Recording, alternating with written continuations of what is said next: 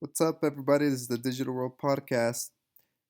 Today, I want to keep the notion going about relisting XRP on these exchanges and why that would become an unlikely scenario. Now, I know that's not a popular opinion, but I kind of want to go through that because we want to talk about things that maybe not everyone else is talking about. And because you got to consider all possibilities, right? So, here I want to take you to the lawyer that's spearheading a lawsuit for the XRP community, John Deaton. And he, in this thread, talks about how inconsistent the SEC has been with XRP and digital assets in general, like he's saying here. And he asked the question, do you believe that exchanges are going to consider the below comments enough to take on any risk? So basically, what the comments he's referring to are the ones in which the SEC lawyer Jorge Tenreiro was saying. And what he said was that only the Ripple, the company Ripple, and its affiliates were illegally selling XRP, but other people, such as exchanges or retail, were not illegally selling XRP. And so he's asking the question, do you believe that exchanges are going to consider the comments below enough to take on any risk? And he follows that with a thread here saying there's no allegation of fraud or misrepresentation. The SEC is seeking all personal banking records of these two individuals and their families. You don't think other CEOs are watching closely as to the extent of government overreach and intrusion? Remember a thread not too long ago when I said if a prosecutor doesn't have the law on or facts on his side, he sometimes resorts to trying to pound the defendants into submission or settlement. And he's saying that's what's happening in his opinion, just like he warned. And he says, like, don't take his word for it. Let's review. Now, in the video of what happened yesterday, I'm going to replay it just to remind you guys. And this is what he's talking about in this photo right here of what the magistrate judge said. Now, let's take a quick listen. So this is a Section 5 case. So why do you need to have the most precise answer of how much money one of the defendants made by selling the XRP? You know that they received however many millions of XRPs. You know generally what sort of value that is. It's a lot of money. You know that. You're going to get a fair number of transactions. Maybe you think there's other transactions you're not getting, but you're certainly going to get a pretty good picture of the profitability for these individual defendants of the of their transactions, even if you think it's not complete. Why do you need precision here? This is not a fraud case. This is a Section 5 case. So why is this so important? Right, Your Honor. So in a Section 5 case, the reason we need all of the sales is because, as the Second Circuit has explained in the Kavanaugh case, which we put in our letter, each sale is a violation if it's made, if it's not made pursuant to a registration statement or all. Okay, so now back to the thread. So he is describing what the judge is asking him. Why do you need such specific determination of their sales? And because you'll get the SEC will get a pretty good understanding of all the sales of what the affiliates or the company Ripple have made. And so he keeps on saying here, what CEO wants to risk the U.S. government taking a magnifying glass to their personal finances along with their families, customers, and business partners? Some of you think on the side of the exchanges or Ripple. Not true. I'm against government intrusion. So he's saying, who cares what Brad or Chris have spent their money on? Let's assume the government has an XRP sales transaction, and then Chris, $50 million. You can prove he sold $50 million worth of XRP on a particular day, and he goes into like, oh, he could have spent that on anything he wanted to. Who cares? In a fraud case, it's potentially relevant to show motive to commit fraud to pay for your lavish lifestyle, even if the government got all financial records. And so he goes on and on and on. So the point I liked about this is what CEO would want to take the comments made by the SEC in that short section right after the judge declares what I just showed you in the video? What exchange would base their relisting of XRP just because of the comments they heard? And he's saying here when the law is not on the side of a particular prosecutor, they'll try to pound their defendants into submission or settlement. And so, who would want to risk relisting it, even though it's technically not illegal to do so, but there could be overreach or intrusion by the government, and that could affect them. So maybe the CEOs want to be risk averse, or they are risk averse and don't merely settle for those comments. Because at the end of the day, if there's overreach or intrusion, they can come in and pound the law on you.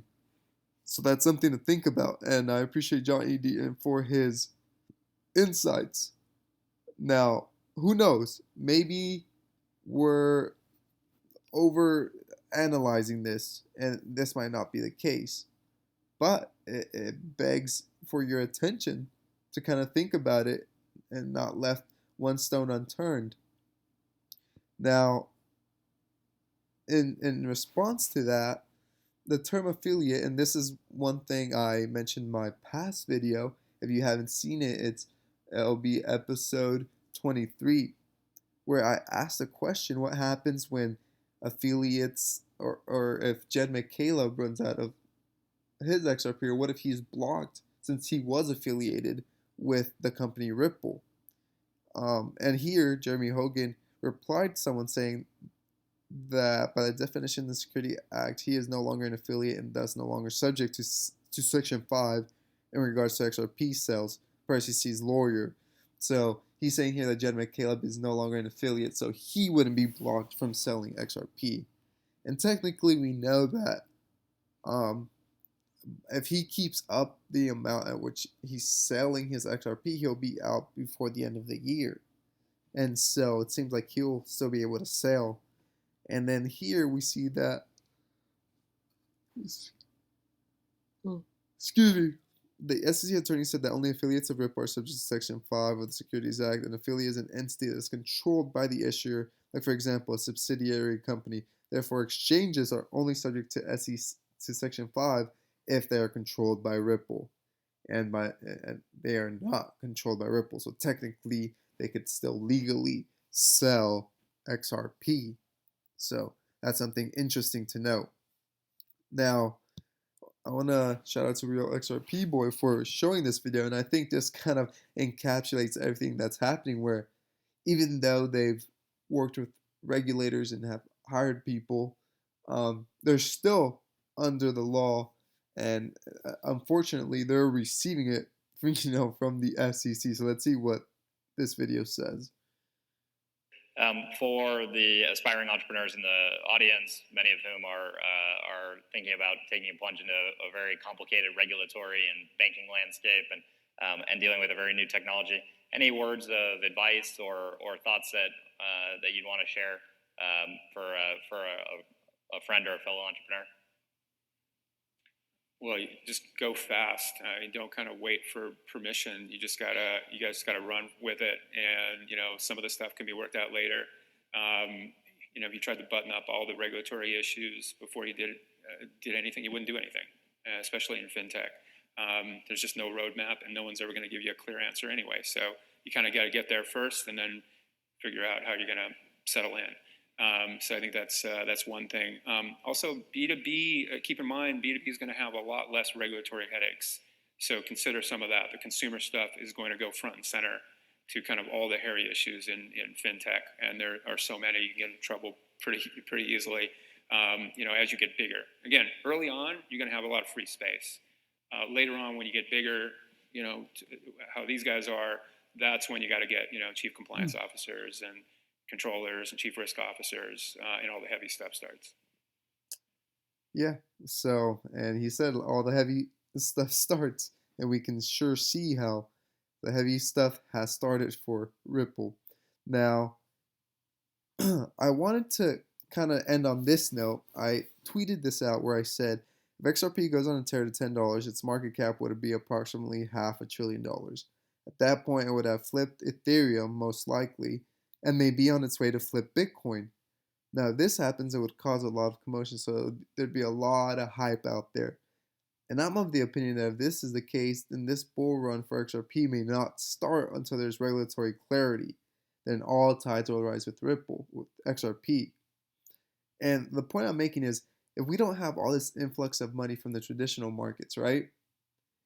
And this is a space where we're still sort of in speculation, I don't expect XRP to go on a tear that because people would, if it reaches $10, people would try to hop in, and it would be near the top. It eventually would flip Bitcoin in the market, and so I think that before XRP even hits $10, there has to be some kind of regulatory clarity. In my opinion, this is not financial advice.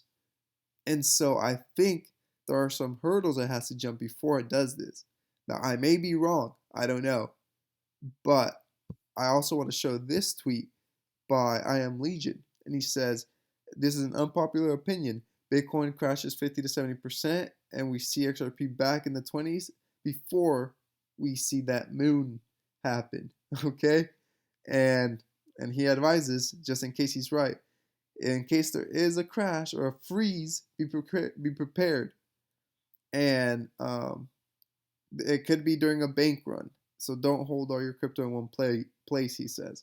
And I've been warning about this. I've shown it in previous episodes. What happened in Greece, that's a perfect example. So be careful. I hope this episode has brought you some value. Like and subscribe. And this is not financial advice, but see that you're properly invested and you have a level head in this, because anything can turn in just a second. This is the Digital World Podcast, and I'll see you in the next episode.